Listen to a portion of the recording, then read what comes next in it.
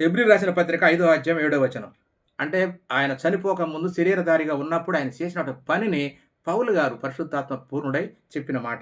శరీరధారి అయి ఉన్న దినములలో మహారోదనతోనూ, కన్నీళ్లతోనూ తన్ను మరణము నుండి రక్షింపగలవానికి ప్రార్థనలు, యాచనలు సమర్పించి భయభక్తులు కలిగి ఉన్నందున చూడండి యేసుక్రీస్తు వారు మరి దేవునికి ప్రార్థనలు, యాచనలు చేసి భయభక్తులు కలిగి ఉన్నందున ఆయన అంగీకరింపబడెను. మరి మనకుండొద్దా అండి భయభక్తులు? మనం ఎవరికి చేయాలి? మనం కూడా యేసుక్రీస్తు వారు ఏ తండ్రికి చేశాడో ఆ తండ్రికే కదా మనం కూడా చేయాలి. కానీ మన వాళ్ళకేమో బుద్ధి లేక ఏదో మేమేదో క్రీస్తుని ఎక్కువగా గౌరవిస్తున్నాం, ఎక్కువగా ప్రేమిస్తున్నాం అన్నట్టుగా సొంత ఆలోచనలోకి వెళ్ళిపోయి క్రీస్తు చెప్పిన మార్గము, క్రీస్తు చూపించిన మార్గము, క్రీస్తు చేసిన ప్రార్థన విధానాన్ని మర్చిపోయి సొంతగా మేము క్రీస్తుకే చేస్తాము, క్రీస్తుకే బైబిల్‌లో ఎక్కడా లేదండి. క్రీస్తుకి చేయమని గాని క్రీస్తు చెప్పలేదు, దేవుడు చెప్పలేదు, పరిశుద్ధాత్మ చెప్పలేదు, అపోస్తలులు ఎవ్వరు చెప్పలేదు. అందుకనే పౌలు గారు యేసుక్రీస్తు వారు ఏ విధంగా దేవునికి ప్రార్థన చేశాడో ఆ విషయాన్ని ఇక్కడ రాశాడు. ఎందుకంటే ఆయన కుమారుడై ఉండియు, యేసుక్రీస్తు వారు ఎవరు? దేవునికి కుమారుడై ఉండియు తాను పొందిన శ్రమల వలన విధేయతను నేర్చుకొనెను. ఈయన దేవుడే అయితే ఈయనకి విధేయత ఎందుకండి?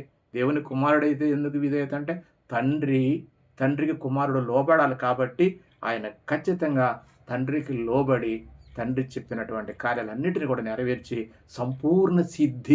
సంపూర్ణంగా శిష్యరికాన్ని చేసి దేవుని చేత మెప్పు పొందుకొని పరలోకానికి ఆరోహణమయ్యాడండి. ఇంత గొప్పవాడు మన ప్రభునటువంటి యేసుక్రీస్తు వారు. యేసుక్రీస్తు వారు ఏదైతే చెప్పాడో అదే మనము చేయాలి. అలాగనే పరిశుద్ధాత్మ పూర్ణులై అపోస్తులు ఏదైతే చెప్పారో దాన్నే మనం చెప్పాలి తప్ప మరొకటి కాదు. కాబట్టి మరి పౌలు గారు ఇంకొక సందర్భాన్ని కూడా చెప్తున్నాడు.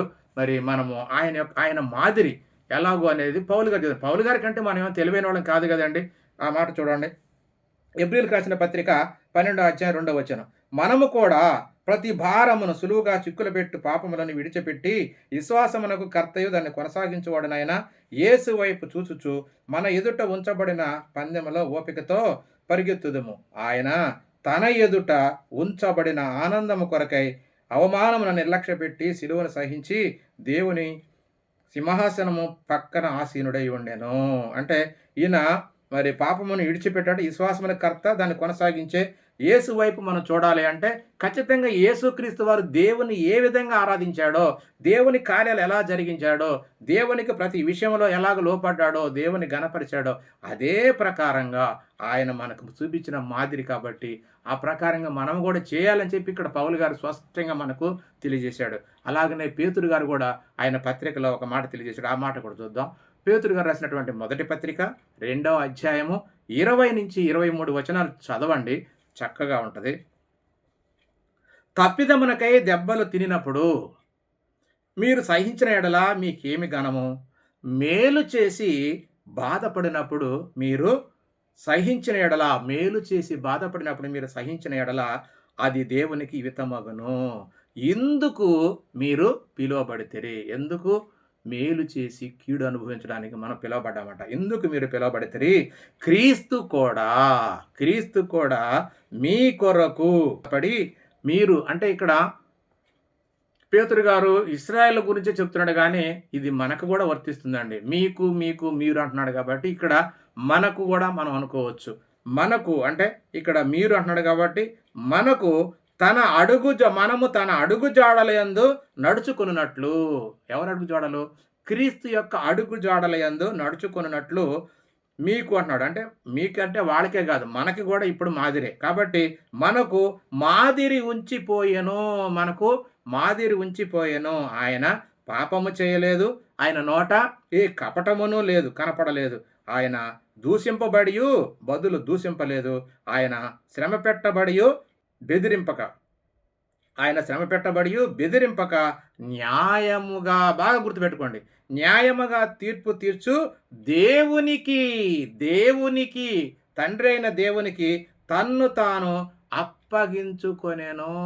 మనము కూడా ఇంతే. ప్రతి ఒక్కరు కూడా ఈ యేసుక్రీస్తు వలె మరి సహించి ఆ దేవునికే మనము లోబడాలి. ఆ దేవుడే మనకు కూడా తీర్పు తీర్చేది. ఎలా తీర్పు తీర్చాడంటే తన కుమారుడైన క్రీస్తు ద్వారా రేపొద్దున మనకు తీర్పు తీరుస్తాడు. కాబట్టి యేసుక్రీస్తు వారు ఏ విధంగా దేవునికి లోబడ్డాడో మనము కూడా ఆ దేవునికే లోబడాలన్నది ఇక్కడ లేఖనాన్ని బట్టి మనకు అర్థమవుతుంది. కాబట్టి మరి ఖచ్చితంగా ప్రతి ఒక్కరు కూడా అపోస్తలులు, క్రీస్తు అందరూ కూడా దేవునికే లోబడ్డారు కాబట్టి తన్ను తాను దేవునికి అప్పగించుకున్నాడు క్రీస్తు వారు. అలాగే మరి క్రీస్తు వారు ఇంకొక మాట చెప్పాడండి. ఎందుకంటే ఆయన సిలువకెళ్ళే ముందు చివర్లో ఏమంటాడంటే, "ఇప్పటి వరకు నేను మీతో ఉన్నాను కాబట్టి మీరు నన్ను అడిగారు నేను చేశాను. కానీ ఇక నేను మీతో ఉండను కాబట్టి ఇక మీ యొక్క విశ్వాసం పరిపూర్ణం కావాలంటే నేను ఒక మాట చెప్తున్నా వినమని" చెప్పి వాళ్ళకొక మాట చెప్తున్నాడు. యోహాను సువార్త 16వ అధ్యాయము 23, 24 వచనాలు చూడండి. యోహాను సువార్త 16వ అధ్యాయము 23, 24. ఆ దినమున అంటే నేను చనిపోయి పరలోకం వెళ్ళిపోయిన తర్వాత తండ్రి యొద్దకెళ్ళిన తర్వాత అంటే ఆ దినమున మీరు దేని గూర్చియు నన్ను అడగరు. ఇప్పుడంటే నేను ఉన్నాను కాబట్టి అడుగుతున్నారు. నేను చనిపోయి పరలోకం వెళ్ళిపోయిన తర్వాత ఇక నన్ను అడగరు. ఇక అప్పుడు నన్ను అడగాల్సినటువంటి అవసరం లేదు. ఎందుకంటే నేను మీ దగ్గర ఉండను. మీరు ఇక నన్ను అడగరు అని చెప్తున్నాను. నన్ను అడగరు. మీరు తండ్రిని నా పేరిట మీరు తండ్రిని నా పేరిట ఏమి అడిగినను ఆయన మీకు అనుగ్రహించును. నా పేరిట తండ్రిని అడగండి, ఆయన మీకు అనుగ్రహించునని మీతో నిశ్చయముగా చెప్పుచున్నాను. ఇది వరకు అంటే ఇప్పటి వరకు మీరేమియో నా పేరిట అడగలేదు. మీ సంతోషము పరిపూర్ణమగినట్లు అడుగుడి మీకు దొరుకును. అంటే ఈయన చివర్లో ఇంకంటే ఇక నన్ను అడగాల్సిన అవసరం లేదు. నేను చనిపోయి తిరిగి పరలోకంలో దేవుని సన్నిధికి వెళ్ళిన తర్వాతకి మీరు నన్ను ఏమీ అడగరు. ఇప్పుడు దాకా నేను మీతో ఉన్నాను కాబట్టి మీరు అడిగారు, నేను చేశాను, అది వేరే. కానీ నేను వెళ్ళిపోయిన తర్వాత ఇక మీరు నన్ను అడగరు. మీరు ఇక ఏదైనా సరే నా పేరిట అడగండి. నా పేరిట అడిగితే తండ్రి మీకు అది ఖచ్చితంగా నిశ్చయముగా మరి అనుగ్రహిస్తాడనే మాట ఇక్కడ తెలియజేశాడు. అలాగనే 26వ వచనం కూడా చూడండి. ఆ దినమందు మీరు నా పేరిట అడుగుదురు. ఎప్పుడు నేను చనిపోయి తిరిగి వెళ్ళిపోయిన తర్వాత నన్ను అడుగుతారు మీరు. ఆ దినమందు మీరు నా పేరిట అడుగుదురు. కానీ మీ విషయమై నేను తండ్రిని వేడుకుంటానని కాదు. మీ విషయమై నేను తండ్రిని వేడుకుంటానని మీతో చెప్పటలేదు గానీ మీరు నన్ను ప్రేమించి నేను దేవుని యొద్ద నుండి బయలుదేరి వచ్చితినని నమ్మితిరి. మీరు నన్ను ప్రేమించి నా మాట విన్నారు కాబట్టి నేను తండ్రి యొద్ద నుండి మరి బయలుదేరి ఈ లోకానికి వచ్చితినని చెప్పి నమ్మితిరి. కనుక తండ్రి తానే మిమ్మను ప్రేమించుచున్నాడు. కాబట్టి మీరు నా పేరిట ఆయన అడిగితే ఆయన మీకు సమస్తాన్ని మరి అనుగ్రహిస్తాడు అన్న సంగతిని చక్కగా ఇక్కడ తెలియజేశాడు. కాబట్టి ప్రియమైనటువంటి దేవుని వారు ఇక్కడి నుంచి మరి యేసుక్రీస్తు వారు చెప్పిన మాటల ప్రకారంగా అపోస్తలులు కూడా ఏం చేశారంటే ప్రతిదీ కూడా యేసుక్రీస్తు నామములోనే అడగండి, యేసుక్రీస్తు ద్వారానే తండ్రిని స్తుతించండి అనే మాటలు కొన్ని మాటలు చూసుకొని మనం ముగించుకుందాము. ఏమంటున్నాడంటే మరి అన్నీ కూడా యేసుక్రీస్తు పేరటనే తండ్రిని స్తుతించాలి, కీర్తించాలి, తండ్రిని ఆరాధించాలి, ప్రార్థించాలి అనేది ఒక నియమము, ఒక క్రమాన్ని పెట్టాడు. ఒకప్పుడు క్రమం లేదు. యేసుక్రీస్తు వారు భూమి మీద ఉన్నప్పుడు క్రమం లేదు. యేసుక్రీస్తు వారు చనిపోయిన తర్వాత పరిశుద్ధాత్మ ద్వారా అపోస్తులు ఒక క్రమాన్ని, ఒక నియమాన్ని పెట్టారు. ఆ నియమం ప్రకారంగా తండ్రిని ఆరాధించాలి తప్ప ఇంకా డైరెక్ట్గా తండ్రిని కానీ డైరెక్ట్గా క్రీస్తుని కానీ ఆరాధించడానికి వీలే. ఆ నియమం ఏమిటయ్యా అని కనుక ఆలోచిస్తే మనం కొన్ని వచనాలు చూద్దాము. కొలస్సీలకు రాసిన పత్రిక 3వ అధ్యాయము 16, 17 వచనాలు. ఏ లేఖనము అది ఒట్టిది కాదండి, అది నిజం. విన్న తర్వాత నమ్మి దాన్ని ఆలోచించి దాని ప్రకారంగా ప్రవర్తించాలి తప్ప ఇంకొక చోట ఇలా ఉంది కాబట్టి దీన్ని తీసేద్దామని కాదు. ఇది చెప్పిన తర్వాత ఇంకా దీనికి లోబడాల్సిందే. కొలస్సీలకు రాసిన పత్రిక 3, 16, 17. సంగీతములతోనూ కీర్తనలతోనూ ఆత్మ సంబంధమైన పద్యములతోనూ ఒకనికొకడు బోధించుచు బుద్ధి చెప్పుచు కృపాసహితముగా మీ హృదయములలో దేవుని గూర్చి మీ హృదయములలో గానము చేసు సమస్త విధములైన జ్ఞానముతో క్రీస్తు వాక్యము మీలో సమృద్ధిగా నివసింపనీయుడి. మరియు మాట చేత గాని క్రియ చేత గాని మీరేమి చేసిననో ప్రభు అయిన యేసు ద్వారా తండ్రి అయిన దేవునికి కృతజ్ఞతాస్తుతులు చెల్లించుచు సమస్తము ఏదైనా సరే సమస్తము ఆయన పేరిట చేయుడి. ఇది ఆజ్ఞ అండి. పౌలు గారు చెప్పినటువంటి ఆజ్ఞ. దీన్ని మించడానికి వీల్లేదు. ఇంకా ఎన్ని వచనాలు ఉండా దీన్ని కొట్టేయడానికి మాత్రం వీల్లేదు. ఇది పరిశుద్ధాత్మ పూర్ణుడై పౌలు గారు చెప్పినటువంటి ఒక నియమం. ఇదే దేవునికి ఆరాధించాలంటే అది క్రీస్తు పేరిటనే జరగాలి. ఇంకొక మాట కూడా చూద్దాం. ఎఫెసీయులకు రాసిన పత్రిక 5వ అధ్యాయము 20వ వచనంలో కూడా ఇలా ఉంది. మన ప్రభు అయిన యేసుక్రీస్తు పేరిట సమస్తమును గూర్చి మన ప్రభు అయిన యేసుక్రీస్తు పేరిట సమస్తమును గూర్చి తండ్రి అయిన దేవునికి ఎల్లప్పుడు తండ్రి అయిన దేవునికి ఎల్లప్పుడు కృతజ్ఞతాస్తుతులు చెల్లించుచు క్రీస్తునందలి భయముతో భక్తితో ఒకరినొకడు లోబడి ఉండుడి. క్రీస్తు ద్వారా దేవుణ్ణి కనపరచాలన్నది ఇక్కడ లేఖనాల్లో మనకు తెలియబడినటువంటి మాట. అలాగనే పేతురు గారు రాసినటువంటి మొదటి పత్రిక 4వ అధ్యాయము 11వ వచనంలో కూడా ఒక మాట పేతురు గారు తెలియజేశాడు. చూడండి, మనలో ఎవడైనా సరే ఒకడు బోధించిన ఎడల దైవోక్తులను బోధించినట్లు బోధించవలెను. ఒకడు ఉపచారము చేసిన ఎడల దేవుడు అనుగ్రహించు సామర్థ్యము కొలది చేయవలెను. ఇందువలన దేవుడు అన్నిటిలోను యేసుక్రీస్తు ద్వారా మహిమపరచబడును అనే మాట ఇక్కడ చక్కగా తెలియజేశాడండి. అలాగనే మరి పరిశుద్ధాత్మ కూడా యేసుక్రీస్తు ద్వారానే పొందుకుంటామన్న సంగతి మరి ఇక్కడ తీతు పత్రికలో ఒకటి తెలియజేశాడు. ఆ మాట కూడా చూద్దాము. తీతుకు రాసినటువంటి పత్రిక 3వ అధ్యాయము 7వ వచనం చూడండి. నిత్య జీవమును గూర్చి నిరీక్షణ బట్టి దానికి వారసుల మగుటకై ఆ పరిశుద్ధాత్మను మన రక్షకుడైన యేసుక్రీస్తు ద్వారా ఆయన అంటే దేవుడు మన మీద సమృద్ధిగా కుమ్మరించెను. యేసుక్రీస్తు ద్వారానే పరిశుద్ధాత్మ కూడా మనకు వస్తుంది.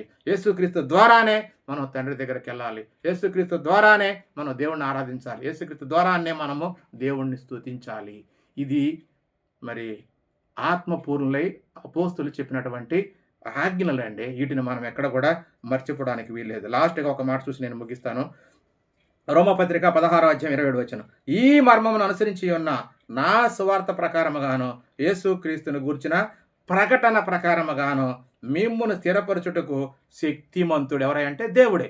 మిమ్మల్ని స్థిరపరచుటకు శక్తిమంతుడును అద్వితీయ జ్ఞానవంతుడనైన దేవునికి యేసుక్రీస్తు ద్వారా నిరంతరము ఎల్లప్పుడు యేసుక్రీస్తు ద్వారా నిరంతరము మహిమ కలుగునుగాక.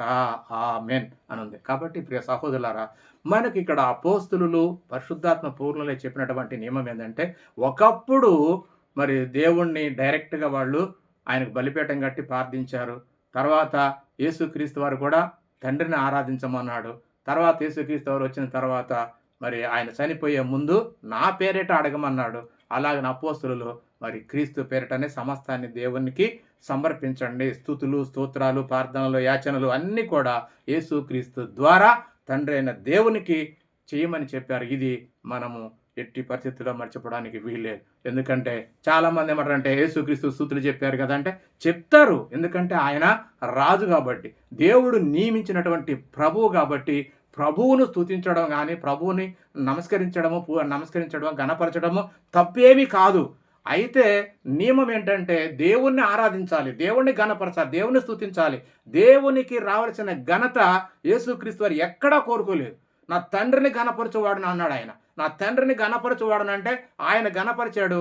అలాగనే మనము కూడా ఆయన అడుగుజాడలో నడవాలి అంటే ఖచ్చితంగా తండ్రికి ఏ విధంగా ఆయన లోపడ్డాడో, తండ్రిని ఏ విధంగా ఆయన ఆరాధించాడో మనము కూడా ఆ తండ్రినే ఆరాధించాలి. కానీ మన మీద క్రీస్తుని గొప్ప చేస్తున్నాం, క్రీస్తుని మేము ఘనపరుస్తున్నాం అని చెప్పి ఇక నేను డైరెక్ట్గా క్రీస్తే దేవుడు అని చెప్పి క్రీస్తుకే స్తుతులు, క్రీస్తుగా అని ఏదో కొన్ని వచనాలు ఉన్నాయి. అవి వాటిని మనకు చేయమని మనకు చెప్పాల. సృష్టము అంటే దేవుడు సృష్టించిన సృష్టం అంతం కూడా మరి సింహాసనాసీనుడైనటువంటి దేవునికి గొర్రె పిల్లకు చేశారు. గొర్రె పిల్లకి చేశారు అంటే ప్రత్యేకంగా ఆయనకి చేయమని కాదు. అంటే మరి ఆ దేవుణ్ణే క్రీస్తు ద్వారా మనం ఆరాధించాలని ఒక నియమం వచ్చింది కనుక మరి మనం లోబడాల్సింది ఏంటంటే అపోస్తుల బోధ, పరిశుద్ధాత్మని బోధలో ఉండాలి. మరి ఇది ఎందుకయ్యా అంటే రాజును స్తుతించారు. రాజును స్తుతించడం అనేది గొప్ప విషయమేం కాదు. ఎందుకంటే భూమి మీద ఉన్నటువంటి రాజులను కూడా రాజులుగా పిలవబడ్డ వారిని కూడా మనుషులు స్తుతించారు. అది కాదు మనకు కావాల్సింది. మనం ఇప్పుడు దేవుని ఎలా ఆరాధించాలి అంటే మరి పూర్వం నుండి మనుషులందరూ కూడా యెహోవా దేవుణ్ణి ఆరాధించారు. క్రీస్తు వారు కూడా యెహోవాని ఆరాధించాడు. అపోస్తులు కూడా మనల్ని క్రీస్తు ద్వారా ఆరాధించమన్నాడు. ఎందుకంటే క్రీస్తు లేనప్పుడు డైరెక్ట్‌గా ఆరాధించాం. ఇప్పుడు క్రీస్తు వచ్చాడు మధ్యవర్తిగా. కాబట్టి ఇప్పుడు ప్రతి ఒక్కరు కూడా తండ్రి దగ్గరికి చేరాలి అంటే ఆరాధన కావచ్చు, ఏదైనా సరే తండ్రిని చేరాలంటే క్రీస్తు ద్వారా తప్ప ఇంక మరొక మార్గం లేదు. ప్రతి ఒక్కరు క్రీస్తు ద్వారానే తండ్రిని ప్రార్థించాలి, తండ్రిని ఆరాధించాలి, తండ్రిని అడగాలి. ప్రతీదీ కూడా తండ్రిని యేసుక్రీస్తు పేరటనే అడగాలని మీ అందరికీ మనవి చేస్తూ నేను ముగిస్తున్నా. సత్యం వినండి. వాక్యం ఒక్కసారి వచ్చిన తర్వాత, ఆజ్ఞ వచ్చిన తర్వాత ఆజ్ఞను మనం ధిక్కరించడానికి వీల్లేదు. అందరికీ వందనాలు. దేవునికి స్తోత్రం.